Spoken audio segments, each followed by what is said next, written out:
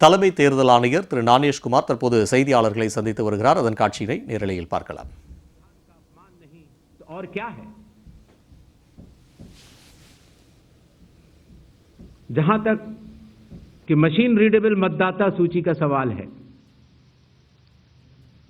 माननीय supreme court 2019 में ही कह चुका है कि यह मतदाता की निजता का हनन हो सकता है. Voter privacy can be breached. हमने कुछ दिन पहले देखा कि कई मतदाताओं की फोटो उनकी अनुमति के बिना मीडिया के समक्ष रखी गई, उनके ऊपर आरोप लगाए गए, उनका इस्तेमाल किया गया. क्या अपनी माताओं, बहुओं, बेटियों सहित किसी भी मतदाता की सीसीटीवी वीडियो चुनाव आयोग को साझा करनी चाहिए क्या? मतदाता सूची में जिसका नाम होता है वही अपने प्रत्याशी को चयनित करने के लिए वोट डालता है. लोकसभा के चुनाव की प्रक्रिया में 1 करोड़ से भी अधिक कर्मचारी, 10 लाख से भी अधिक बूथ लेवल एजेंट्स, 20 लाख से भी अधिक प्रत्याशियों के पोलिंग एजेंट्स चुनाव के लिए कार्य करते हैं. इतने सारे लोगों के समक्ष इतनी पारदर्शी प्रक्रिया में क्या कोई भी मतदाता वोट की चोरी कर सकता है? कुछ मतदाताओं द्वारा दोहरे मतदान के आरोप लगाए गए. सबूत मांगने पर जवाब नहीं मिला. ऐसे मिथ्या आरोपों से न तो चुनाव आयोग डरता है और न ही कोई मतदाता. जब चुनाव आयोग के कंधे पर बंदूक रखकर भारत के मतदाताओं को निशाना बनाकर राजनीति की जा रही हो, तो आज चुनाव आयोग सबको स्पष्ट करना चाहता है कि चुनाव आयोग निडरता के साथ सभी गरीब, अमीर, बुजुर्ग, महिला, युवा सहित सभी वर्गों और सभी धर्मों के मतदाताओं के साथ बिना किसी भेदभाव के चट्टान की तरह खड़ा था, खड़ा है और खड़ा रहेगा. जय हिंद, जय Bharat.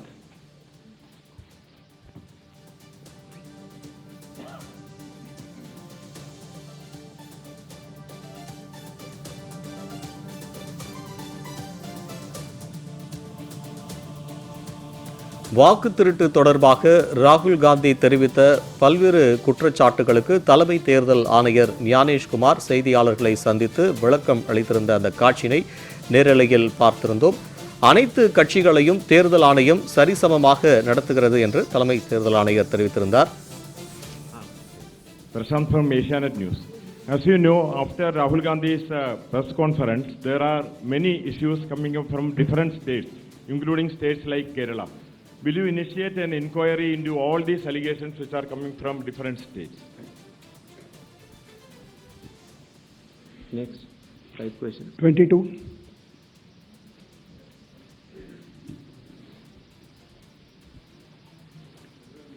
Sir. Please.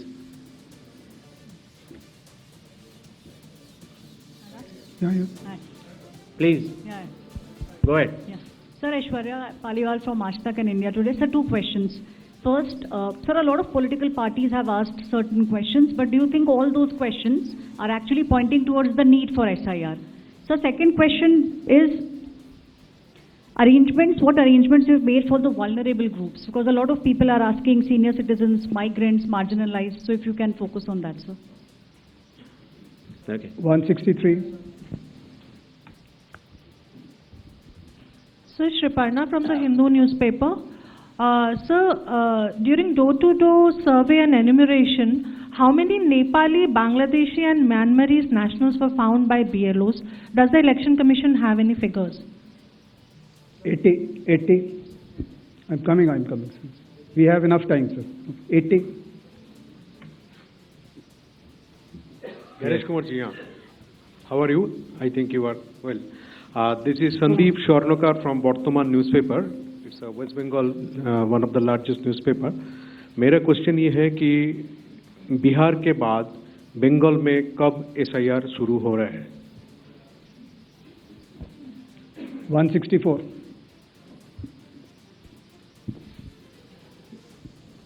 Sir Neeraj हूँ, न्यूज 18 इंडिया से, नेटवर्क 18 से। हमारा सवाल है कि स्पेशल समरी रिवीजन सालाना तौर पे होता है हर साल, तो SIR की ज़रूरत आपको कौन सा मतदाता सूची दोनों प्रक्रिया से अलग मिलेगा, हम ये जानना चाह रहे हैं। और एक सप्लीमेंट्री सवाल है इसी के साथ कि आपने कहा कि कुछ पॉलिटिकल पार्टीज के नेता भ्रम फैलाने की कोशिश कर रहे हैं।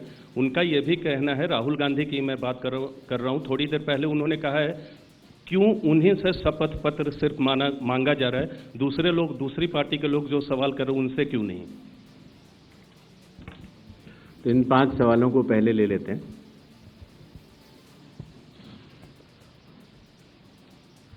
हमारे सारे मीडिया बंधुओं के माध्यम से मैं देश के मतदाताओं को ये बतलाना चाहता हूं कि जब भी मतदाता सूची का रिवीजन होता है तो उसकी प्रक्रिया वही होती है जो मैंने आपको अभी शुरू में बताई।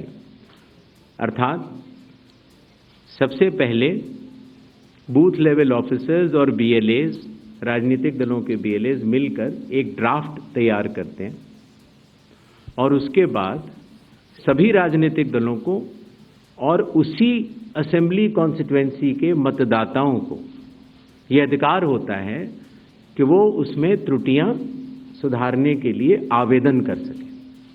आवेदन 3 तरह के हो सकते हैं, या तो किसी का नाम छूट गया हो तो फॉर्म 6 होता है, या किसी का नाम गलत जुड़ गया हो या किसी और को जुड़वाना हो तो फॉर्म 7 होता है, और या कई बार उसमें विवरण गलत हो जाए, आपकी नाम की स्पेलिंग गलत हो जाए, फोटो गलत हो जाए, एड्रेस गलत हो जाए तो फॉर्म 8 होता है।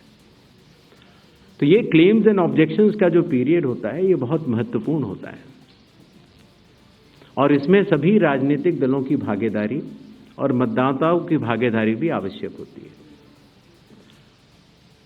जब ये सारे क्लेम्स एंड ऑब्जेक्शंस आ जाते हैं तो उसके बाद जो उस इलाके का SDM होता है, जिसको कई जगहों पर इलेक्टोरल रजिस्ट्रेशन ऑफिसर भी बोलते हैं, जो कि स्टेट गवर्नमेंट का एक अधिकारी होता है, वो उस पर एक निर्णय लेता है और निर्णय करने के बाद एक अंतिम सूची का प्रकाशन करता है। ये प्रक्रिया मैं आपके माध्यम से सभी मतदाताओं को बताना चाहता हूं, जिससे कि उन्हें भी सनद रहे कि पूरी प्रक्रिया होती क्या है। तो एक बार जब SDM की तरफ से अंतिम सूची प्रकाशित कर दी जाती है, और याद रहे कि प्रारूप अर्थात ड्राफ्ट सूची भी पॉलिटिकल पार्टी से शेयर की जाती है और अंतिम सूची भी पॉलिटिकल पार्टी से शेयर की जाती है, और आजकल चूंकि तकनीकी का जमाना है तो वेबसाइट पर भी इलेक्शन कमीशन की अवेलेबल होती है। इसके बाद भी अगर कोई भी त्रुटि रह जाए तो उस जिले के DM के पास एक अपील होती है,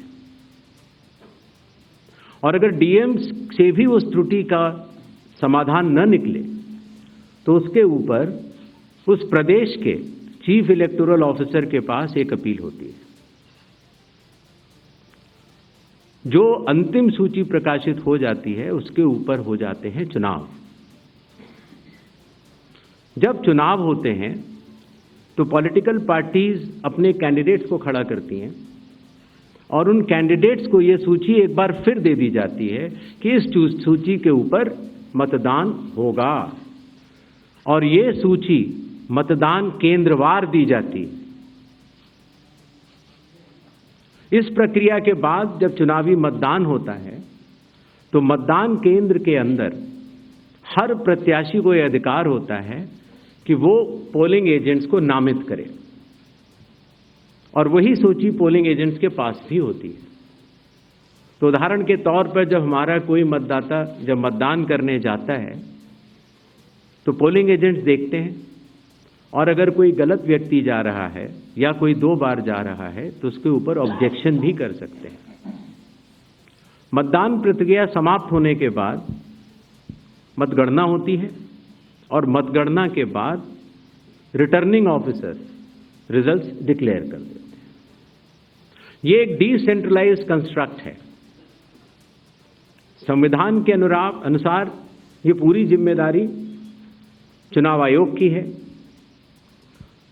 लेकिन लोक प्रतिनिधित्व कानून के तहत चुनाव आयोग तो एक छोटा सा 800 लोगों का एक समूह है, तो लोक प्रतिनिधित्व कानून के तहत चीफ इलेक्टोरल ऑफिसर, हर जिले का डिस्ट्रिक्ट कलेक्टर, जिसको डिस्ट्रिक्ट इलेक्टोरल ऑफिसर भी कहा जाता है, हर असेंबली कॉन्स्टिट्यूएंसी का इलेक्टोरल रजिस्ट्रेशन ऑफिसर जो कि एसडीएम भी होता है, बूथ लेवल ऑफिसर्स, ये सभी के सभी सिर्फ इसी